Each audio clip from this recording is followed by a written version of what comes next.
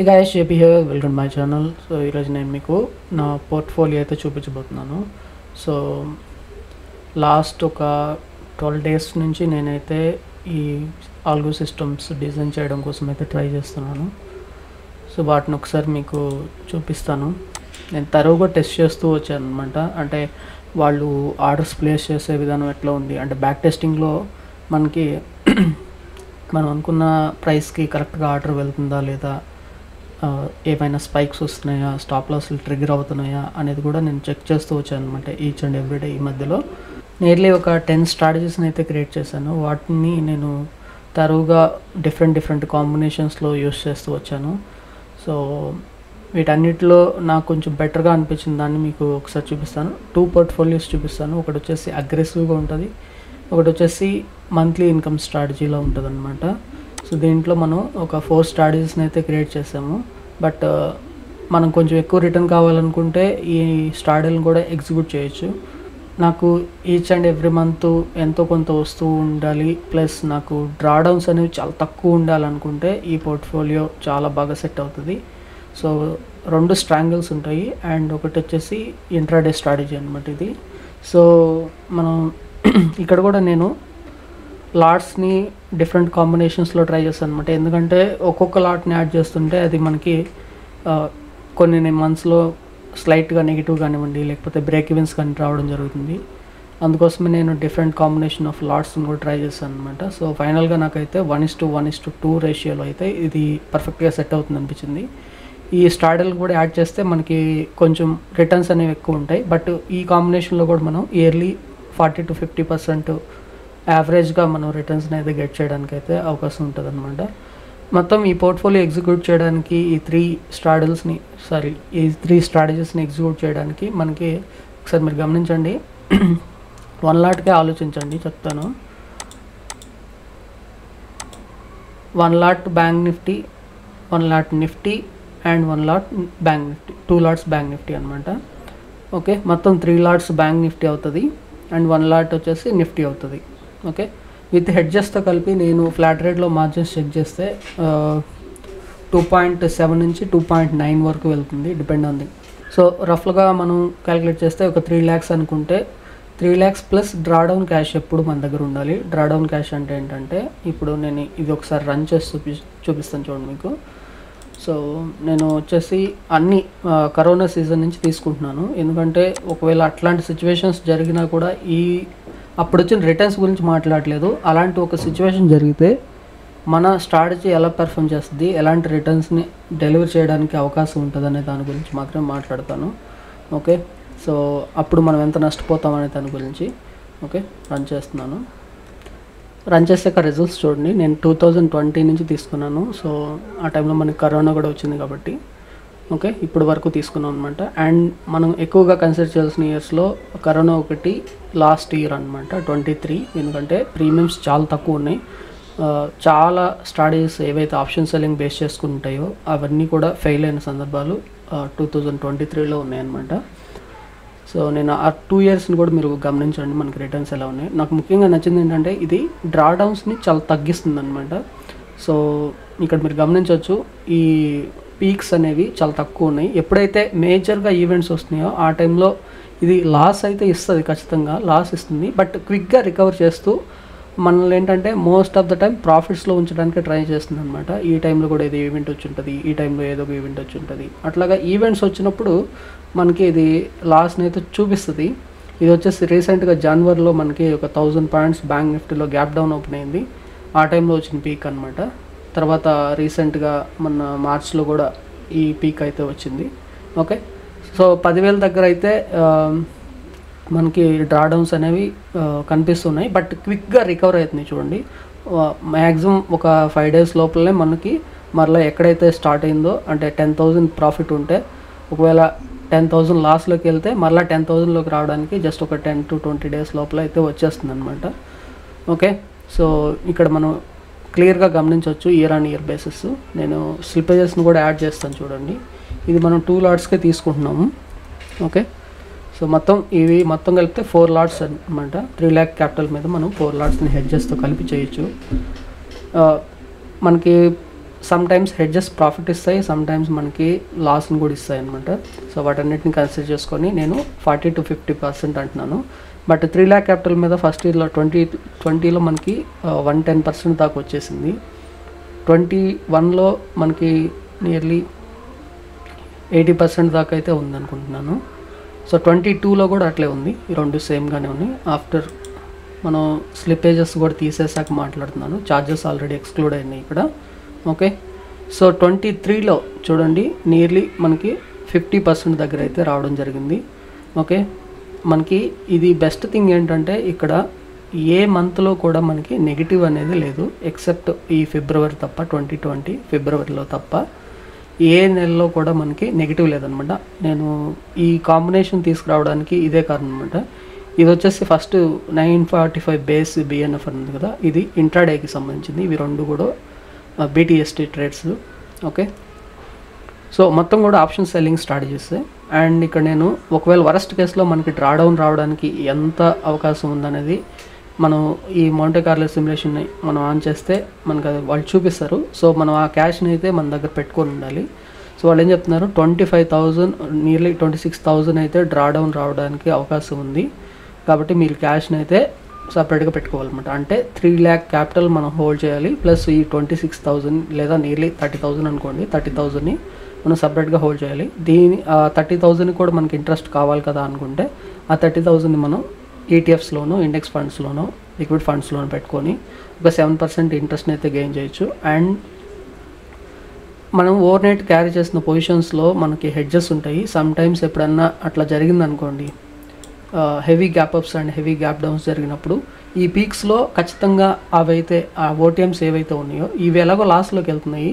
ఈ రికవరీ అనేది తర్వాత జరుగుతుంది. ఇప్పటి వరకు మనం కోల్పోయిన, అంటే మనం ఎట్లాగో 10 రూపాయలు 5 రూపాయలు బై చేస్తుంటాం కాబట్టి ఆ టైంలో ఏదో టైంలో అంటే ఇట్లాంటివి జరిగినప్పుడు ఆ 10 రూపాయలు కాస్త 200 అయిపోవడం, 300 అయిపోవడం, అట్లీస్ట్ 100 రూపాయల పైన అయితే వెళ్ళిపోతాయి. కాబట్టి మనకి అవి కూడా కవర్ అవుతూ ఉంటాయి అన్నమాట.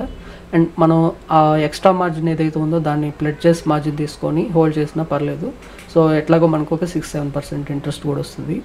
ఓకే, సో అన్నిటిగా కలుపుకుంటే మనకి 3,25,000 మనమైతే ఈ స్ట్రాటజీస్ని లైవ్లో ట్రేడ్ చేయడానికి అయితే హోల్డ్ చేయాల్సి ఉంటుంది. ఓకే, సో ఒకసారి మీరు చూస్తే 10 lakhs వచ్చిందనమాట మొత్తం 5 years గాను. ఓకే, ఇంకా 5th year ఇంకా అవ్వలేదు. ఓకే, అండ్ ఇంపార్టెంట్ పాయింట్స్ మనం కన్సిడర్ చేయాల్సింది ఈ ప్లేస్లోనే. సో చూడండి, విన్నింగ్ పర్సెంటేజ్ వచ్చేసి ఇంపార్టెంట్ పాయింట్స్ ఈ స్ట్రాటజీకి సంబంధించి మనం గమనించాలి ఈ పోర్ట్ఫోలియోలో. ఓకే, ఎందుకంటే ఇది ఒక్క స్ట్రాటజీ కాదు, మనం 3 స్ట్రాటజీస్ని కన్సిడర్ చేసుకొని తీసుకొస్తున్నాము. అండ్ విన్నింగ్ పర్సెంటేజ్ వచ్చేసి మనకి 70% ఉంది, అందుకే మనకి డ్రాడౌన్స్ చాలా తక్కువ ఉన్నాయి. లాస్ట్ పీరియడ్ వచ్చేసి 30%.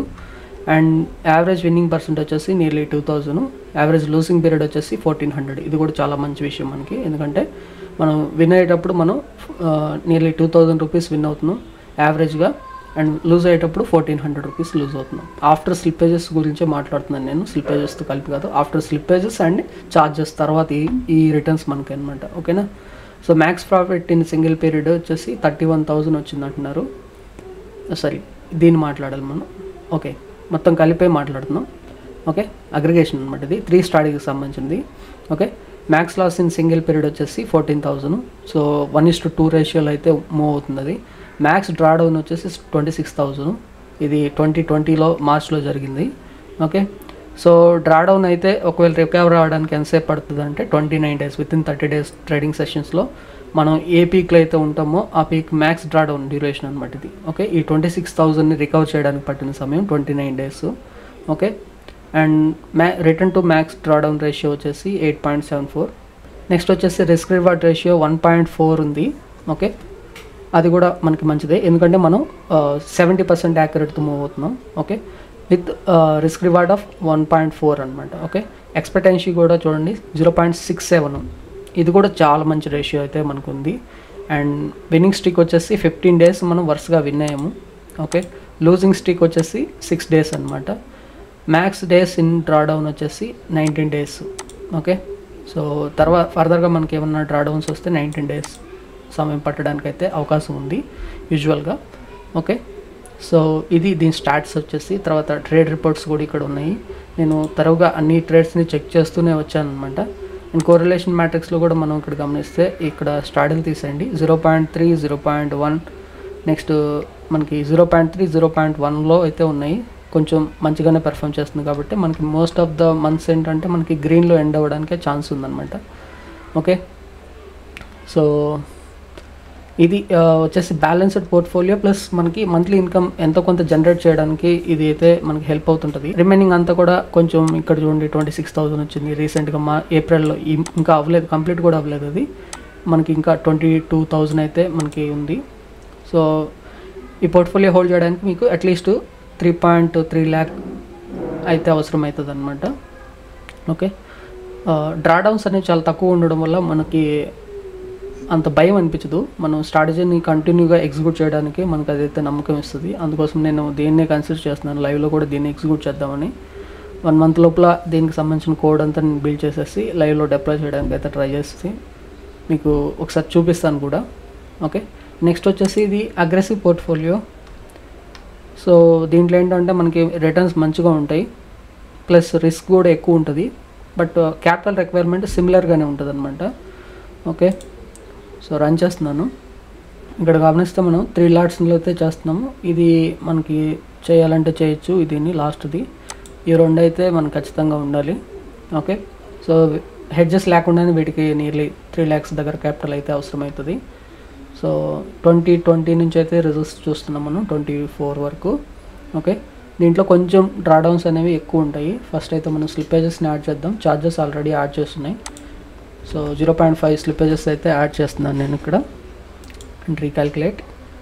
ఓకే, సో డ్రాడౌన్ పీరియడ్ కూడా కొంచెం తక్కువే, బట్ ఏంటంటే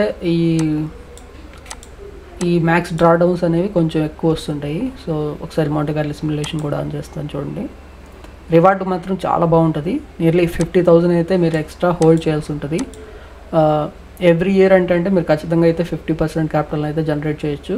ఓకే, సో ఇక్కడ గమనించవచ్చు ఈ 3 yearsలో కూడా మనకి నియర్లీ 80 to 90% వరకు అయితే క్యాపిటల్ వచ్చేసింది 3 yearsలో. లాస్ట్ ఇయర్లో వచ్చేసి మనకి 1,47,000 వచ్చింది. ఇప్పుడు ప్రజెంట్ ఇయర్లో మనకి ఆల్రెడీ 1.1 lakh అయితే ప్రాఫిట్ ఉందన్నమాట. సో ఒకసారి మనం స్టార్ట్స్ కూడా చూద్దాం. ఓన్లీ ఈ 2 స్ట్రాటజీస్ ఎగ్జిక్యూట్ చేస్తే సరిపోతుంది. వీటిలో ఒకటి సెల్లింగ్ కంప్లీట్గా, స్టాడిల్ వచ్చేసి సెల్లింగ్ బ్యాంక్ నిఫ్టీ వచ్చేసి రివర్సల్ బయింగ్ ఉంటుంది, అంటే సెల్లింగ్ అండ్ బయింగ్ అయితే కంబైన్డ్గా ఉంటాయి అన్నమాట వాటిల్లో. సో అందువల్ల మనకి రిటర్న్స్ ఎక్స్ట్రాడినరీగా కనిపిస్తుంటాయి. తక్కువ క్యాపిటల్తోనే ఎక్కువ రిటర్న్స్ జనరేట్ చేయొచ్చు అండ్ ఇక్కడ కొంచెం రిస్క్ కూడా ఎక్కువ ఉంటుంది, ప్లస్ డ్రాడౌన్ పీరియడ్ అనేది కొంచెం ఎక్కువ ఉంటుంది అనమాట. ఎంటీఎం స్వింగ్స్ అనేవి 10,000 to 15,000 అయితే మూవ్ అవుతుంటాయి అనమాట. ప్రాఫిట్ వచ్చిన అట్లే ఉంటుంది, లాస్ వచ్చిన అట్లే ఉంటుంది. బట్ ఇప్పుడే నేను దీన్ని ఎగ్జిక్యూట్ చేయాలని అయితే అనుకోవట్లేదు. కొంత ప్రాఫిట్లోకి వెళ్ళిపోయి మనకు సిస్టమ్ బేస్డ్ ట్రేడింగ్కి మంచిగా అలవాటు అయ్యి ఎలాంటి ఎర్రర్స్ రావట్లేదు, ఓకే ఇంకా ప్రొసీడ్ అవుదాం అనుకున్నప్పుడు నేనైతే ఈ పోర్ట్ఫోలియోని ఎగ్జిక్యూట్ చేయడానికి చూస్తాను. ఇక్కడ చూడండి 57% విన్నింగ్ రేట్ ఉంది, 42 లూజింగ్ పీరియడ్. ఓకే, సో యావరేజ్గా మనకి 10,000 అయితే వస్తుంది పర్ డే.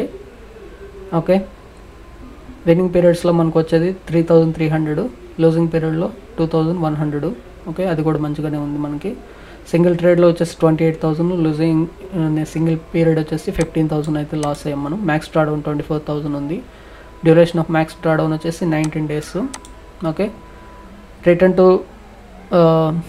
మ్యాక్స్ డ్రాడౌన్ వచ్చేసి 9.96, నియర్లీ 10 ఉందనుకోండి. సో ఇది కూడా చాలా మంచి రేషియో అనమాట. రిస్క్ రివార్డ్ 1.53, మన 50% యాక్యురసీ నియర్లీ 60% యాక్యురసీ 1.5తో మనం రిస్క్ రివార్డ్తో అయితే మూవ్ అవుతున్నాం. ఎక్స్పెక్టెన్సీ రేషియో కూడా వచ్చేసి మనకి 0.46 ఉంది. 0.25 మీద ఏ స్ట్రాటజీ ఉన్నా కూడా మనం కన్సిడర్ చేయొచ్చు, ఇది కూడా మంచి స్ట్రాటజీనే. నెక్స్ట్ వచ్చేసి మనకి ఏ డ్రాడౌన్లో అయినా కూడా మనకి 37 days అయితే టైం స్పెండ్ చేస్తుంది ఇది. ఓకే, సో మంచి స్ట్రాటజీ, ఇది కూడా అగ్రెసివ్గా ఉంటుంది. లో క్యాపిటల్, సిమిలర్ క్యాపిటల్తోనే మనం ట్రై చేయొచ్చు. బట్ ఏంటంటే ఈ ఎంటీఎం స్వింగ్స్ అనేవి మనల్ని కొంచెం భయపెడుతుంటాయి అనమాట. నేను అందుకే ఇప్పుడే దీన్ని డిప్లాయ్ చేయకూడదు అనుకుంటున్నాను. సో ఈ 2 స్ట్రాటజీస్ మనం కంబైన్డ్గా ఎగ్జిక్యూట్ చేయాలంటే మనకు ఒక 6 lakhs ప్లస్ అరౌండ్ మనకు ఒక 7 lakhs అవుతుంది. 7 lakhs క్యాపిటల్ మీద మనం ఈజీగా 50 to 60% మనం ఆ రేంజ్లో మనం అయితే మన రిటర్న్స్ని తీసుకోవచ్చు ఇయర్ ఆన్ బేసిస్లో. ఓకే, ఎందుకు మనం ఇట్లాగా మల్టిపుల్ స్ట్రాటజీస్ని కంబైన్ చేస్తున్నామంటే ఒక స్ట్రాటజీ ఒక మంత్లో పెర్ఫామ్ చేయలేకపోయినా ఇంకొక స్ట్రాటజీ దాన్ని కవర్ చేస్తూ ప్రాఫిట్లోకి తీసుకెళ్తుంది అనమాట. ఈ కేసులో మీరు చూస్తే చాలా వరకు గ్రీన్గా ఉండడానికి గల కారణాలు అవే అనమాట. వీటిలో చూడొచ్చు మీరు మ్యాక్సిమం ఏంటంటే దీంట్లో 5,000 దగ్గరే మనకి కనిపిస్తుంది. అది కూడా క్విక్ రికవరీ ఉంది. మనకి స్వింగ్స్ అనేవి చాలా తక్కువ ఉన్నాయి అనమాట. ఎప్పుడో మేజర్గా ఈవెంట్స్ వస్తే తప్ప మనకి అంతగా ఎఫెక్ట్ ఏం అవ్వట్లేదు అనమాట ఈ స్ట్రాటజీ. సో అందుకోసమే ముందైతే నేను ఈ స్ట్రాటజీని ఎగ్జిక్యూట్ చేసి కొంచెం మంచిగా ఈ సిస్టమ్ బేస్డ్ ట్రేడింగ్కి అలవాటు అయ్యి రిటర్న్స్ని తీసుకుంటున్నప్పుడు నేను అగ్రెసివ్ పోర్ట్ఫోలియోకి అయితే వెళ్దాం అనుకుంటున్నాను. సో ఇది నా స్ట్రాటజీకి సంబంధించి. సో నేను ఎలాగ ఆలోచించాను ఏంటి అనేది నేను మీకు నెక్స్ట్ వీడియోలో చెప్తాను. సో సిస్టమ్ బేస్డ్ ట్రేడింగ్ అనేది బెస్ట్గానే ఉంటుంది. మనం కొంచెం జాగ్రత్తగా ట్రేడ్ చేసుకున్నట్లయితే మనకు మంచి రిటర్న్స్ కూడా వస్తాయి అన్నమాట. సో దీంట్లో ఎమోషన్స్ మనం ఇన్వాల్వ్ అవ్వడానికి ఏముండదు, అంతా కూడా మనకి ప్రోగ్రామ్ డిసైడ్ చేస్తుంటుంది కాబట్టి ట్రేడ్స్ని. కాబట్టి మాన్యువల్గా మనం చేస్తుంటే నేనైతే క్యాపిటల్ డిప్లాయ్ చేయలేకపోతున్నాను అనమాట. సో నేను అందుకే ఇటువైపు అయితే రావడానికి ట్రై చేస్తున్నాను. సో మీకు ఇంకేదైనా డౌట్స్ ఉన్నా దీనికి సంబంధించి కింద కామెంట్ సెక్షన్లో చెప్పండి. Thanks for watching.